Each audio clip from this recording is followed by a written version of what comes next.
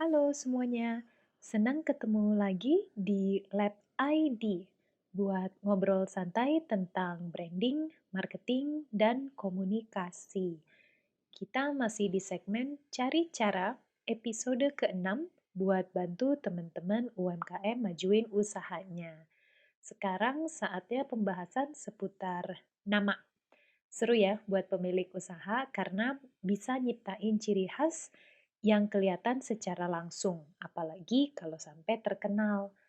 Tapi masa sih kalau bikin nama, jangan cari yang gampang. Nama itu doa, orang tua juga kalau ngasih nama ke anaknya pasti berupa doa terbaik dari mereka. Jadi wajar ya kalau pengennya nama itu yang bagus-bagus. Walaupun definisi bagus bisa banget subjektif. Kita lihat ya contohnya ragam asal-usul nama. Kurang lebih ada 8 dan ini bisa aja dipakai untuk namain salah satu dari bisnis kita. Yang pertama, ngambil inspirasi dari binatang. Nah, ini contohnya sepatu Reebok dari nama antelope di Afrika Selatan. Yang kedua bisa dari nama tempat. Jadi ini contohnya Marlboro, rokok ya. Itu ternyata nama jalan di London, tempat pabriknya Philip Morris. Terus ada juga yang bikin nama berdasarkan fungsi. Jadi misalkan 7-Eleven, kita tahu ini semacam toko convenience store yang buka dari jam 7 pagi sampai jam 11 malam. Makanya namanya 7-Eleven. Terus yang paling sering juga dipakai sama industri itu nama pendirinya yang menjadi nama usaha atau nama brand.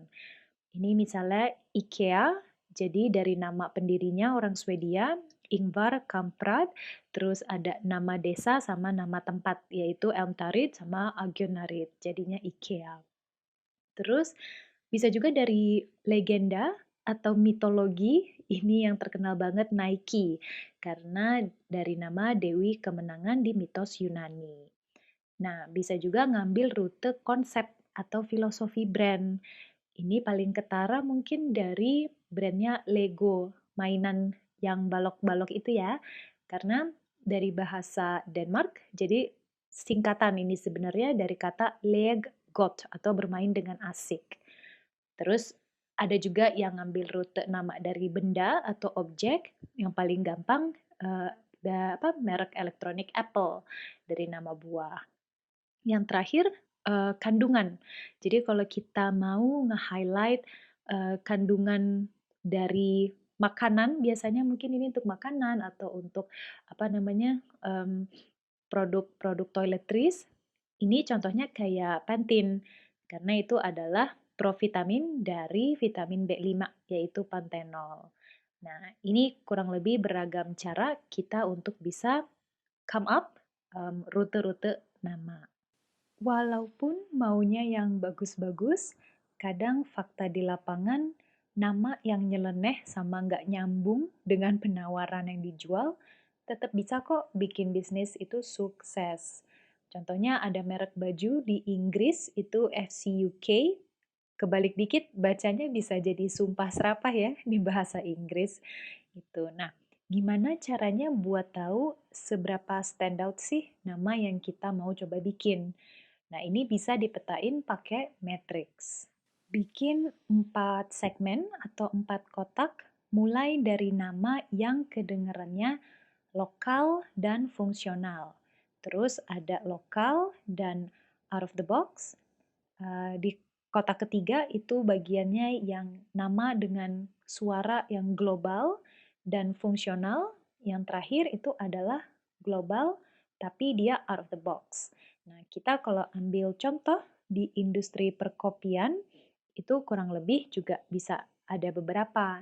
Nah, di kolom yang suaranya itu lokal, tapi idenya itu out of the box atau mungkin sedikit jauh dari industrinya, itu ada kopi kenangan. Karena fokusnya itu di kenangan kan, orang nggak akan mikir, hah kopi kok dinamainnya kenangan.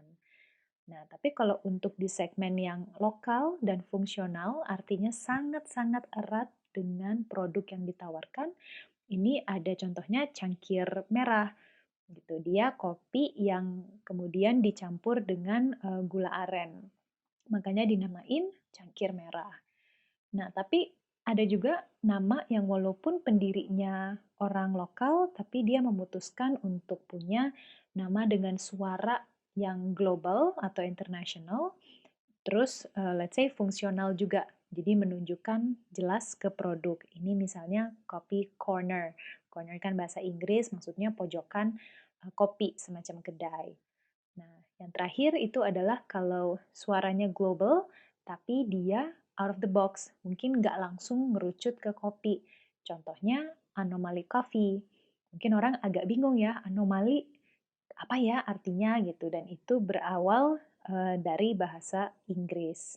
Mana yang bisa dibilang bagus? Nggak ada. Karena nama yang udah hidup jadi brand, bagus atau enggaknya dilihat dari seberapa dia disebut dan diingat sama konsumen. Pertanyaannya yang lebih tepat itu adalah mana rute yang baik buat diambil untuk tujuan kita ngebangun brand.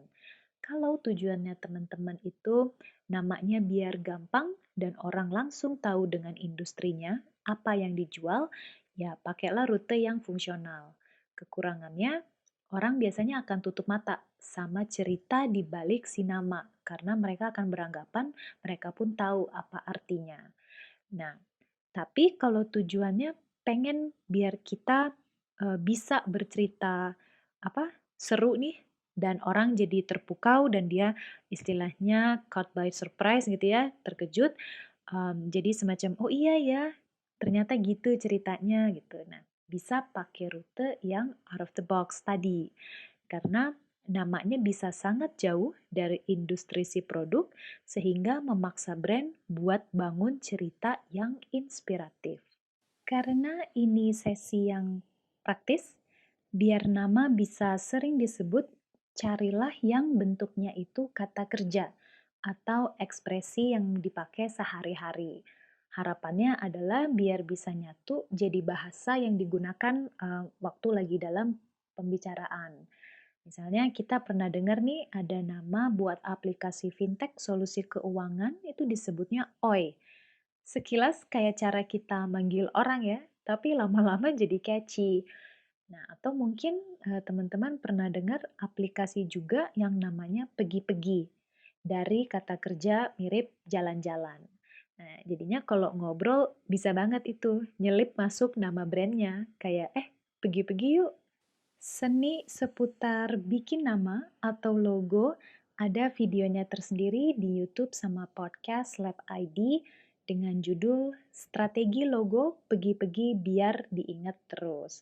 Di situ dibahas juga tentang aplikasi travel yang namanya Hopper. Unik banget deh dari segi tampilan visualisasi maupun alasan pemilihan namanya.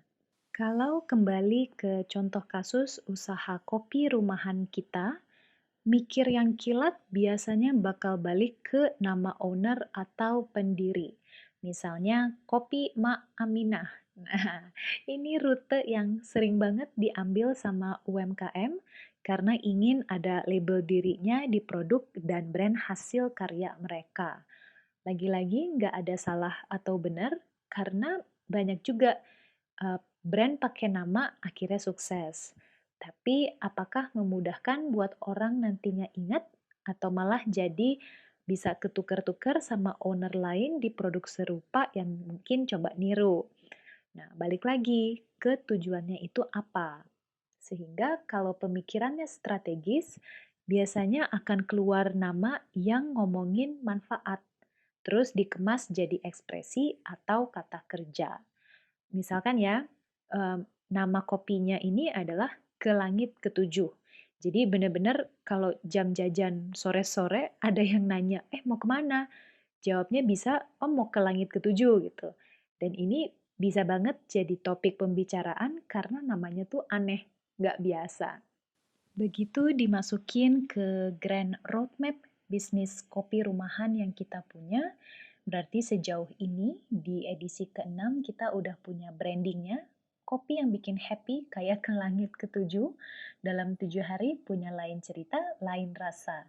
Terus secara jualannya juga dengan price point yang berbeda-beda, tergantung dari tiap rasa ini tiap hari ini apa yang mau di-highlight rasanya dengan harga spesial. Kompetitor bersaing di kategori minuman kenikmatan, bukan cuma kopi, dengan positioningnya itu buat orang-orang pejuang harian yang banyak tantangan. Jadi Seninnya lebih semangat, weekendnya lebih banyak manfaat, karena tiap hari minum kopi dengan 7 rasa berbeda sesuai mood. Sekarang kita udah punya nama, Ke Langit Ketujuh. Sisanya yang harus dilengkapin ada tagline, promosi, ekspansi, dan distribusi untuk konten selanjutnya. Nah, ini bersambung ya, jadi ikutin terus biar kita tahu endingnya seperti apa. Inti sari dari sesi kali ini, a name is just a name.